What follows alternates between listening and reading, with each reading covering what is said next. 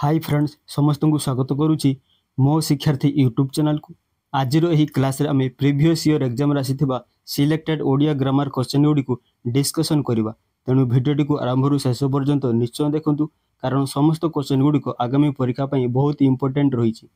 जदि प्रथम थर आम चैनल को विजिट करूँ तेज चैनल को सब्सक्राइब करने सहित पाखर बेल आइकन को प्रेस कर ऑल नोटिफिकेशन को ऑन कर दिंतु समस्त टॉपिक वाइज क्लास पाइबा पई। तबे चलतु आउ डेरी न करी आज क्लास को स्टार्ट करवा।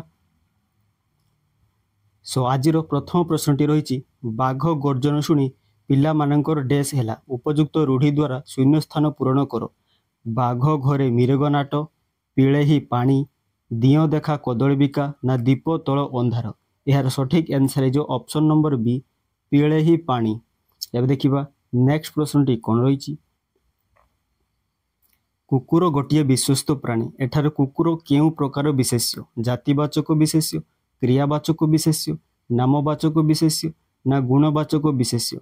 यार सठिक आंसर जो ऑप्शन नंबर ए जातिवाचक विशेष्य। एबे देखिबा नेक्स्ट प्रश्नटी कौन रही। औषध काटु करवा एही रूढ़ीटीर अर्थ कौन। उद्यम फलप्रद हेबा कौनसी कार्य सुफल मिलिबा औषध देहर लागिबा ना कौनसी कार्य सफल हेबा। यार सठिक आंसर जो ऑप्शन नंबर ए उद्यम फलप्रद हेबा। एबे देखिबा नेक्स्ट प्रश्नटी कौन रही। ग्राम्यर विपरीत शब्द कौन बणुआ सहरी बन्य ना पौर। यार सठिक आंसर जो ऑप्शन नंबर सी बन्य। एबे देखिबा नेक्स्ट प्रश्नटी कौन रही। प्रत्यक्ष संधि विच्छेद कले कौन हेब प्रतियुक्त अक्ष प्रत्ययुक्त एक्ष प्रत्ययुक्त अक्ष ना प्रतियुक्त एक्ष। यार सठिक आंसर है जो ऑप्शन नंबर ए प्रतियुक्त अक्ष समान प्रत्यक्ष। एबे देखिबा नेक्स्ट प्रश्नटी कौन रही। जो क्रिया द्वारा वाक्य समाप्त हुए ताहाकू कौन कहा जाए असमापिका क्रिया समापिका क्रिया प्रेरणार्थक क्रिया ना नामधातु क्रिया। यार सठिक आंसर है जो ऑप्शन नंबर बी ताहाकू समापिका क्रिया कहा जाए। एबे देखिबा नेक्स्ट प्रश्नटी कौन रही। निम्नोक्त केउटी देशज शब्द ठाकरा खजना आठ ना सबुगुड़िक। यार सठिक आंसर जो ऑप्शन नंबर ए ठाकरा गोटे देशज शब्द। एबे देखिबा नेक्स्ट प्रश्नटी कौन रही। खंडा धार चलवा यही रूढ़ीटीर अर्थ कौन खंडा उपरे चलवा अति सावधान रे चलिबा रक्ताक्त हेबा ना असली कथा कहिबा। यार सठिक आंसर जो ऑप्शन नंबर बी अति सावधान रे चलिबा। एबे देखिबा नेक्स्ट प्रश्नटी कौन रही। नेता शब्दर गठन रीति किपरि हेबो नि त्रु नेक तो आ नि त्रु आ ना ने त्रु आ। यार सठिक आंसर जो ऑप्शन नंबर ए नि त्रु समान नेता। एबे देखिबा नेक्स्ट प्रश्नटी कौन रही। रक्षकर विपरीत शब्द कौन रक्षी भक्षक खादक ना भक्ता। यार सठिक आंसर जो ऑप्शन नंबर बी भक्षक। एबे देखिबा नेक्स्ट प्रश्नटी कौन रही।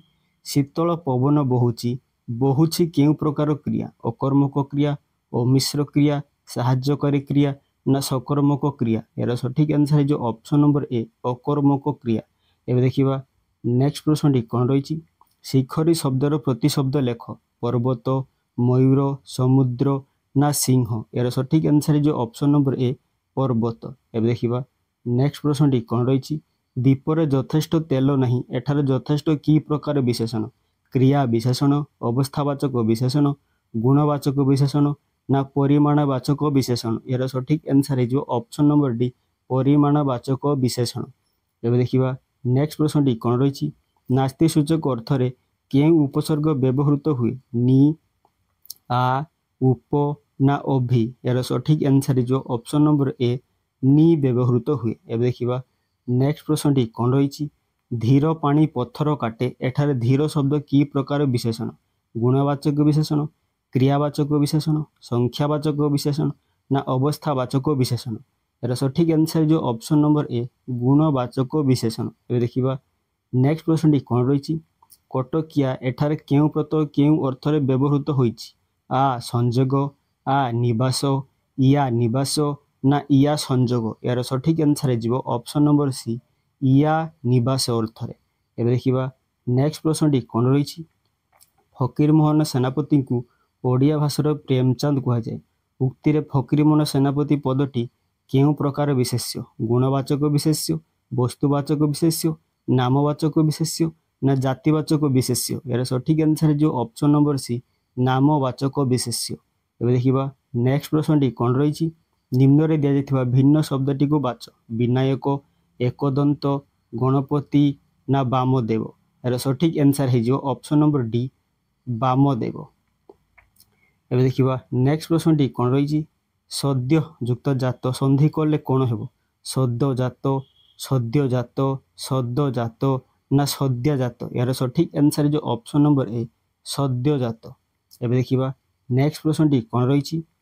ନିମ୍ନଲିଖିତ ମଧ୍ୟରୁ କେଉଁଟି ଅତି ଉତ୍ତମର ସଠିକ୍ ସନ୍ଧି ବିଚ୍ଛେଦ ଅଟେ। ଅତିଯୁକ୍ତ ଉତ୍ତମ, ଅତ୍ୟୁଯୁକ୍ତ ଉତ୍ତମ, ଅତୈଯୁକ୍ତ ଉତ୍ତମ ନା ଅତ୍ୟଯୁକ୍ତ ଉତ୍ତମ। ଏହାର ସଠିକ୍ ଆନ୍ସର ହେଇଯିବ ଅପସନ୍ ନମ୍ବର ଏ ଅତିଯୁକ୍ତ ଉତ୍ତମ ସମାନ ଅତି ଉତ୍ତମ। ଏବେ ଦେଖିବା ନେକ୍ସଟ ପ୍ରଶ୍ନଟି କ'ଣ ରହିଛି। କେରାଣ୍ଡି ଗୁନ୍ଥି ଶେଉଳ ଧରିବା ଏହି ରୂଢ଼ିଟି କେଉଁ ଅର୍ଥରେ ବ୍ୟବହାର କରାଯାଏ। ଗୋଟେ ଗୋଟେ କରି ବହୁତ ଲାଭ ପାଇବା, ଗୋଟିଏ ଗୋଟିଏ କରି ଧନ ସଞ୍ଚୟ କରିବା, ବହୁତ ଖର୍ଚ୍ଚରେ କମ୍ ଲାଭ ନା ସାମାନ୍ୟ ବ୍ୟୟରେ ବହୁତ ଲାଭ କରିବା। ଏହାର ସଠିକ୍ ଆନ୍ସର ହେଇଯିବ ଅପସନ୍ ନମ୍ବର ଡି ସାମାନ୍ୟ ବ୍ୟୟରେ ବହୁତ ଲାଭ କରିବା। ଏବେ ଦେଖିବା ନେକ୍ସଟ ପ୍ରଶ୍ନଟି କ'ଣ ରହିଛି। ଗୋପନୀୟର ବିପରୀତ ଶବ୍ଦ କ'ଣ। ଅଗୋପନୀୟ, ପ୍ରକାଶ, ପ୍ରକାଶ୍ୟ ନା ପ୍ରକାଶ୍ୟ। ଏହାର ସଠିକ୍ ଆନ୍ସର ହେଇଯିବ ଅପସନ୍ ନମ୍ବର ସି ପ୍ରକାଶ୍ୟ। ଏବେ ଦେଖିବା ନେକ୍ସଟ ପ୍ରଶ୍ନଟି କ'ଣ ରହିଛି। ମାତ୍ରା କାହାକୁ କୁହନ୍ତି। ବ୍ୟଞ୍ଜନ ବର୍ଣ୍ଣ ଗୁଡ଼ିକର ସାଙ୍କେତିକ ରୂପ, ସ୍ୱର ବର୍ଣ୍ଣ ଗୁଡ଼ିକର ସାଙ୍କେତିକ ରୂପ, ବର୍ଗୀୟ ବ୍ୟଞ୍ଜନର ସାଙ୍କେତିକ ରୂପ ନା ଅବର୍ଗୀୟ ବ୍ୟଞ୍ଜନର ସାଙ୍କେତିକ ରୂପ। ଏହାର ସଠିକ୍ ଆନ୍ସର ହେଇଯିବ ଅପସନ୍ ନମ୍ବର ବି ସ୍ୱର ବର୍ଣ୍ଣ ଗୁଡ଼ିକର ସାଙ୍କେତିକ ରୂପକୁ ମାତ୍ରା କୁହାଯାଏ, କିନ୍ତୁ ବ୍ୟଞ୍ଜନ ବର୍ଣ୍ଣ ଗୁଡ଼ିକର ସାଙ୍କେତିକ ରୂପକୁ ଫଳା କୁହାଯାଏ। ଏବେ ଦେଖିବା ନେକ୍ସଟ ପ୍ରଶ୍ନଟି କ'ଣ ରହିଛି। ନିମ୍ନୋକ୍ତ ମଧ୍ୟରୁ କେଉଁଟି ମୌଳିକ ଶବ୍ଦ। ଘର, ଘରୁଆ, ଘରୋଇ ନା ଘରଣୀ। ଏହାର ସଠିକ୍ ଆନ୍ସର ହେଇଯିବ ଅପସନ୍ ନମ୍ବର ଏ ଘର ଗୋଟିଏ ମୌଳିକ ଶବ୍ଦ। ଏବେ ଦେଖିବା ନେକ୍ସଟ ପ୍ରଶ୍ନଟି କ'ଣ ରହିଛି। ଠାକୁର ଖାଇ ଖଟୁଲି ଖାଇବା ଏହି ରୂଢ଼ିଟିର ଅର୍ଥ କ'ଣ। ସବୁ ଆତ୍ମସାତ କରିବା, ସବୁ ଶେଷ କରିଦେବା, ଠକେଇବା ନା ସର୍ବନାଶ କରିବା। ଏହାର ସଠିକ୍ ଆନ୍ସର ହେଇଯିବ ଅପସନ୍ ନମ୍ବର ଏ ସବୁ ଆତ୍ମସାତ କରିଦେବା। ଏବେ ଦେଖିବା ନେକ୍ସଟ ପ୍ରଶ୍ନଟି କ'ଣ ରହିଛି। ବିରୂପ ଶବ୍ଦର ଗଠନ ରୀତି କିପରି ହେବ। ବି ଯୁକ୍ତ ଅରୂପ, ବି ଯୁକ୍ତ ରୂପ, ବି ଯୁକ୍ତ ରୂପ ନା ବି ଯୁକ୍ତ ଅରୂପ। ଏହାର ସଠିକ୍ ଆନ୍ସର ହେଇଯିବ ଅପସନ୍ ନମ୍ବର ବି ଯୁକ୍ତ ରୂପ ସମାନ ବିରୂପ। ଏବେ ଦେଖିବା ନେକ୍ସଟ ପ୍ରଶ୍ନଟି କ'ଣ ରହିଛି। ଛାଇ ନ ମାଡ଼ିବା ଏହି ରୂଢ଼ିଟିର ଅର୍ଥ କ'ଣ। ସବୁ ସମ୍ପର୍କ ଛିନ୍ନ କରିବା, ଅନ୍ଧାରକୁ ଡରିବା, ବିରୋଧ କରିବା ନା ଅତ୍ୟଧିକ ସଚେତନ ହେବା। ଏହାର ସଠିକ୍ ଆନ୍ସର ହେଇଯିବ ଅପସନ୍ ନମ୍ବର ଏ ସବୁ ସମ୍ପର୍କ ଛିନ୍ନ କରିବା। ଏବେ ଦେଖିବା ନେକ୍ସଟ ପ୍ରଶ୍ନଟି କ'ଣ ରହିଛି। ଲେଖା ସରିଲା ଲେଖା କେଉଁ ପ୍ରକାର ବିଶେଷ୍ୟ। ନାମବାଚକ ବିଶେଷ୍ୟ, କର୍ମବାଚକ ବିଶେଷ୍ୟ, ଜାତିବାଚକ ବିଶେଷ୍ୟ ନା କ୍ରିୟାବାଚକ ବିଶେଷ୍ୟ। ଏହାର ସଠିକ୍ ଆନ୍ସର ହେଇଯିବ ଅପସନ୍ ନମ୍ବର ଡି କ୍ରିୟାବାଚକ ବିଶେଷ୍ୟ। ଏବେ ଦେଖିବା ନେକ୍ସଟ ପ୍ରଶ୍ନଟି କ'ଣ ରହିଛି। ଉଠୁ ଉଠୁ ଏହା କେଉଁ ପ୍ରକାର କ୍ରିୟା। ସମାପିକା କ୍ରିୟା, ଅମିଶ୍ର କ୍ରିୟା, ସାହାଯ୍ୟକାରୀ କ୍ରିୟା ନା ଅସମାପିକା କ୍ରିୟା। ଏହାର ସଠିକ୍ ଆନ୍ସର ହେଇଯିବ ଅପସନ୍ ନମ୍ବର ଡି ଅସମାପିକା କ୍ରିୟା। ଏବେ ଦେଖିବା ନେକ୍ସଟ ପ୍ରଶ୍ନଟି କ'ଣ ରହିଛି। ନିମ୍ନୋକ୍ତ ମଧ୍ୟରୁ କେଉଁଟି ଏକ ସ୍ୱର ସନ୍ଧି। ଉଦ୍ ଯୁକ୍ତ ଘାଟନ, କମ୍ବଳ ଯୁକ୍ତ ଆସନ, ନି ଯୁକ୍ତ ଗତ ନା ବିପଦ ଯୁକ୍ତ ଜନକ। ଏହାର ସଠିକ୍ ଆନ୍ସର ହେଇଯିବ ଅପସନ୍ ନମ୍ବର ବି କମ୍ବଳ ଯୁକ୍ତ ଆସନ। ଏବେ ଦେଖିବା ନେକ୍ସଟ ପ୍ରଶ୍ନଟି କ'ଣ ରହିଛି। ଇହର ବିପରୀତ ଶବ୍ଦ କ'ଣ। ଆଗତ, ମର୍ତ୍ତ୍ୟ, ଗତ ନା ପର। ଏହାର ସଠିକ୍ ଆନ୍ସର ହେଇଯିବ ଅପସନ୍ ନମ୍ବର ଡି ପର। ଏବେ ଦେଖିବା ନେକ୍ସଟ ପ୍ରଶ୍ନଟି କ'ଣ ରହିଛି। ଅନ୍ୟମନାର ବିପରୀତ ଶବ୍ଦ କ'ଣ। ଅନ୍ୟମନସ୍କ, ବହୁମନା, ଧ୍ୟାନମଗ୍ନ ନା ଅନନ୍ୟମନା। ଏହାର ସଠିକ୍ ଆନ୍ସର ହେଇଯିବ ଅପସନ୍ ନମ୍ବର ଡି ଅନନ୍ୟମନା। ଏବେ ଦେଖିବା ନେକ୍ସଟ ପ୍ରଶ୍ନଟି କ'ଣ ରହିଛି। ଆ ବଳଦ ମୋତେ ମାର ଏହି ରୂଢ଼ିଟିର ଅର୍ଥ କ'ଣ। ଭୟ ନ କରିବା, ଉପଯୁକ୍ତ ନ୍ୟାୟ ପାଇଁ ଲଢ଼ାଇ କରିବା, ବିପଦକୁ ଡାକି ଆଣିବା ନା ବଳଦର ପ୍ରିୟ ହେବା। ଏହାର ସଠିକ୍ ଆନ୍ସର ହେଇଯିବ ଅପସନ୍ ନମ୍ବର ସି ବିପଦକୁ ଡାକି ଆଣିବା। ଦେଖିବା ନେକ୍ସଟ ପ୍ରଶ୍ନଟି କ'ଣ ରହିଛି। ମୁହୁର୍ମୁହୁ ସନ୍ଧି ବିଚ୍ଛେଦ କଲେ କ'ଣ ହେବ। ମୁହୁଁ ଯୁକ୍ତ ମୁହୁଁ, ମୁହୁଁ ଯୁକ୍ତ ମୁହୁଁ, ମୁହୁଁ ଯୁକ୍ତ ମୁହୁଁ ନା ମୁହୁଁ ଯୁକ୍ତ ମୁହୁଁ। ଏହାର ସଠିକ୍ ଆନ୍ସର ହେଇଯିବ ଅପସନ୍ ନମ୍ବର ସି ମୁହୁଁ ଯୁକ୍ତ ମୁହୁଁ। ଏବେ ଦେଖିବା ନେକ୍ସଟ ପ୍ରଶ୍ନଟି କ'ଣ ରହିଛି। ଦଦରା ନାଁଟି ନଈରେ ବୁଡ଼ିଗଲେ ଏଠାରେ ଦଦରା କି ପ୍ରକାର ବିଶେଷଣ। ବିଶେଷଣର ବିଶେଷଣ, ପରିମାଣବାଚକ ବିଶେଷଣ, ଅବସ୍ଥାବାଚକ ବିଶେଷଣ ନା ଗୁଣବାଚକ ବିଶେଷଣ। ଏହାର ସଠିକ୍ ଆନ୍ସର ହେଇଯିବ ଅପସନ୍ ନମ୍ବର ସି ଅବସ୍ଥାବାଚକ ବିଶେଷଣ। ଏବେ ଦେଖିବା ନେକ୍ସଟ ପ୍ରଶ୍ନଟି କ'ଣ ରହିଛି। ଦୁର୍ଘଟଣାରେ ବାପାଙ୍କୁ ହରାଇବା ପରେ ବି ପିଲାଟି ଡ୍ୟାସ୍ ସମସ୍ତ ଦାୟିତ୍ୱ ସମ୍ପାଦନ କଲା। ଆଡ଼ ଆଖିରେ ନ ଚାହିଁ, ଛାତିକୁ ପଥର କରି, ରକ୍ତ ଚାଉଳ ଚୋବାଇ ନା ଆଖି ବୁଜି। ଏହାର ସଠିକ୍ ଆନ୍ସର ହେଇଯିବ ଅପସନ୍ ନମ୍ବର ବି ଛାତିକୁ ପଥର କରି। ଏବେ ଦେଖିବା ନେକ୍ସଟ ପ୍ରଶ୍ନଟି କ'ଣ ରହିଛି ଘୋଡ଼ା ଶବ୍ଦର ମୂଳ ସଂସ୍କୃତ ଶବ୍ଦଟି କ'ଣ ଘଟକ ଘଟକ ଗର୍ଦ୍ଧବ ନା ଅଶ୍ଵ ଏହାର ସଠିକ୍ ଆନ୍ସର ଯେ ଅପସନ୍ ନମ୍ବର ଏ ଘଟକ।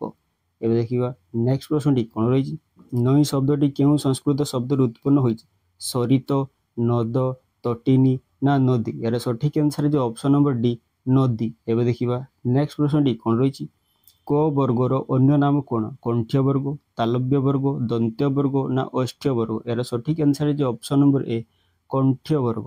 ଏବେ ଦେଖିବା ନେକ୍ସଟ ପ୍ରଶ୍ନଟି କ'ଣ ରହିଛି ଆମେ ଯେତେବେଳେ ଅନ୍ୟମାନଙ୍କ ସହିତ ଲେଖିକରି ନିଜର ଭାବ ବିନିମୟ କରୁ ତାହା ଭାଷାର କେଉଁ ରୂପ ପଠିତ ରୂପ କଥିତ ରୂପ ଲିଖିତ ରୂପ ନା ଶ୍ରବଣ ରୂପ ଏହାର ସଠିକ୍ ଆନ୍ସର ଯେ ଅପସନ୍ ନମ୍ବର ସି ଲିଖିତ ରୂପ। ଏବେ ଦେଖିବା ନେକ୍ସଟ ପ୍ରଶ୍ନଟି କ'ଣ ରହିଛି ନିଷ୍ପ୍ରଭର ବିପରୀତ ଶବ୍ଦ କ'ଣ ମଳିନ ପରିଷ୍କାର ଶୁଭ୍ର ନା ଉଜ୍ଜଳ ଏହାର ସଠିକ୍ ଆନ୍ସର ଯେ ଅପସନ୍ ନମ୍ବର ଡି ଉଜ୍ଜଳ। ଏବେ ଦେଖିବା ନେକ୍ସଟ ପ୍ରଶ୍ନଟି କ'ଣ ରହିଛି ବାକ୍ୟରେ କ୍ରିୟାପଦ କାହା ଅନୁସାରେ ପରିବର୍ତ୍ତିତ ହୁଏ କର୍ତ୍ତା ବଚନ ଓ ପୁରୁଷ କାଳ ଓ ଭାବ ନା ସବୁଗୁଡ଼ିକ ଏହାର ସଠିକ୍ ଆନ୍ସର ଯେ ଅପସନ୍ ନମ୍ବର ଡି ସବୁଗୁଡ଼ିକ ଏ ସବୁଗୁଡ଼ିକ ଅନୁସାରେ ପରିବର୍ତ୍ତିତ ହୁଏ। ଏବେ ଦେଖିବା ନେକ୍ସଟ ପ୍ରଶ୍ନଟି କ'ଣ ରହିଛି ଲଢ଼େଇ ଖେଳ ପଢ଼ିବା ଖେଳାଳି ଏମାନଙ୍କ ମଧ୍ୟରେ ଭିନ୍ନ ବିଶେଷ କେଉଁଟି ପଢ଼ିବା ଖେଳ ଖେଳାଳି ନା ଲଢ଼େଇ ଏହାର ସଠିକ୍ ଆନ୍ସର ଯେ ଅପସନ୍ ନମ୍ବର ସି ଖେଳାଳି। ଏବେ ଦେଖିବା ନେକ୍ସଟ ପ୍ରଶ୍ନଟି କ'ଣ ରହିଛି ହାତ କରିବା ଏହି ରୂଢ଼ିଟିର ଅର୍ଥ କ'ଣ କୌଶଳର ଆୟତ୍ତ କରିବା ସାଲିସ କରିବା ବିବାହ କରିବା ନା ଲୋଲୁପ ଦୃଷ୍ଟି ପକାଇବା ଏହାର ସଠିକ୍ ଆନ୍ସର ଯେ ଅପସନ୍ ନମ୍ବର ଏ କୌଶଳର ଆୟତ୍ତ କରିବା। ଏବେ ଦେଖିବା ନେକ୍ସଟ ପ୍ରଶ୍ନଟି କ'ଣ ରହିଛି ପ୍ରଯୁକ୍ତ ଏହାର ଗଠନ ରୀତି କ'ଣ ପ୍ରଯୁକ୍ତ ଯୁକ୍ତ ପ୍ରତ ଯୁକ୍ତ ଯୁଜ ଯୁକ୍ତ ତ ପ୍ରତ ଯୁକ୍ତ ଯୁକ୍ତ ନା ପ୍ରଯୁକ୍ତ ଯୁଜ ଯୁକ୍ତ ତ ଏହାର ସଠିକ୍ ଆନ୍ସର ଯେ ଅପସନ୍ ନମ୍ବର ଡି ପ୍ରଯୁକ୍ତ ଯୁଜ ଯୁକ୍ତ ତ ସମାନ ପ୍ରଯୁକ୍ତ। ଏବେ ଦେଖିବା ନେକ୍ସଟ ପ୍ରଶ୍ନଟି କ'ଣ ରହିଛି ଅର୍ଜୁନ ଶବ୍ଦର ପ୍ରତିଶବ୍ଦ ଲେଖ ପ୍ରଦ୍ୟୁମ୍ନ ସତମନ୍ୟୁ ସବ୍ୟସାଚୀ ନା ମୀନଧ୍ୱଜ ଏହାର ସଠିକ୍ ଆନ୍ସର ଯେ ଅପସନ୍ ନମ୍ବର ସି ସବ୍ୟସାଚୀ। ଏବେ ଦେଖିବା ନେକ୍ସଟ ପ୍ରଶ୍ନଟି କ'ଣ ରହିଛି ସୁଧାକର ସନ୍ଧି ବିଚ୍ଛେଦ କଲେ କ'ଣ ହେବ ସୁଧା ଯୁକ୍ତ ଆକାର ସୁଧା ଯୁକ୍ତ ଅକାର ସୁଧ ଯୁକ୍ତ ଅକାର ନା ସୁଧା ଯୁକ୍ତ ଆକାର ଏହାର ସଠିକ୍ ଆନ୍ସର ଯେ ଅପସନ୍ ନମ୍ବର ଡି ସୁଧା ଯୁକ୍ତ ଆକାର। ଏବେ ଦେଖିବା ନେକ୍ସଟ ପ୍ରଶ୍ନଟି କ'ଣ ରହିଛି ନିମ୍ନଲିଖିତ ମଧ୍ୟରୁ କେଉଁଟି କୃଷ୍ଣ ଶବ୍ଦର ପ୍ରତିଶବ୍ଦ ନୁହେଁ ଗୋବିନ୍ଦ ବସୁଦେବ କେଶବ ନା ଅଚ୍ୟୁତ ଏହାର ସଠିକ୍ ଆନ୍ସର ଯେ ଅପସନ୍ ନମ୍ବର ବି ବସୁଦେବ। ଏବେ ଦେଖିବା ଆଜିର ଲାଷ୍ଟ ପ୍ରଶ୍ନଟି କ'ଣ ରହିଛି ନିମ୍ନଲିଖିତ ମଧ୍ୟରୁ କେଉଁଟି ପରାଜୟର ସଠିକ୍ ଗଠନ ରୀତି ଅଟେ ପରାଯୁକ୍ତ ଅଜୟ ପ୍ରଯୁକ୍ତ ଅଜୟ ପରାଯୁକ୍ତ ଜି ଯୁକ୍ତ ଓ ନା ପରାଯୁକ୍ତ ଅଜୟ ଏହାର ସଠିକ୍ ଆନ୍ସର ଯେ ଅପସନ୍ ନମ୍ବର ସି ପରାଯୁକ୍ତ ଜି ଯୁକ୍ତ ଓ ସମାନ ପରାଜୟ। ସୋ ଆଜିର କ୍ଲାସ୍ଟି ଯଦି ଭଲ ଲାଗିଥାଏ ଭିଡ଼ିଓକୁ ଗୋଟେ ଲାଇକ୍ କରିବା ସହିତ ସେୟାର ମଧ୍ୟ କରନ୍ତୁ ଏବଂ ଯଦି ଏହାର ପିଡିଏଫ୍ଟି ଦରକାର ତେବେ ଏହି ଭିଡ଼ିଓର ଡେସ୍କ୍ରିପ୍ସନରେ ଆମର ଟେଲିଗ୍ରାମ ଚ୍ୟାନେଲର ଲିଙ୍କ୍ ରହିଛି ସେହି ଲିଙ୍କ୍ରେ କ୍ଲିକ୍ କରି ଆମ ଟେଲିଗ୍ରାମ ଚ୍ୟାନେଲରେ ଜଏନ୍ କରିନିଅନ୍ତୁ ଏବଂ ପିଡିଏଫ୍ଟିକୁ ଫ୍ରିରେ ଡାଉନଲୋଡ୍ କରନ୍ତୁ। ସୋ ଆଜି ପାଇଁ ଏତିକି ପୁଣି ଦେଖା ହେବ ଏଇଭଳି ଏକ ଇମ୍ପୋର୍ଟାଣ୍ଟ କ୍ଲାସ୍ରେ।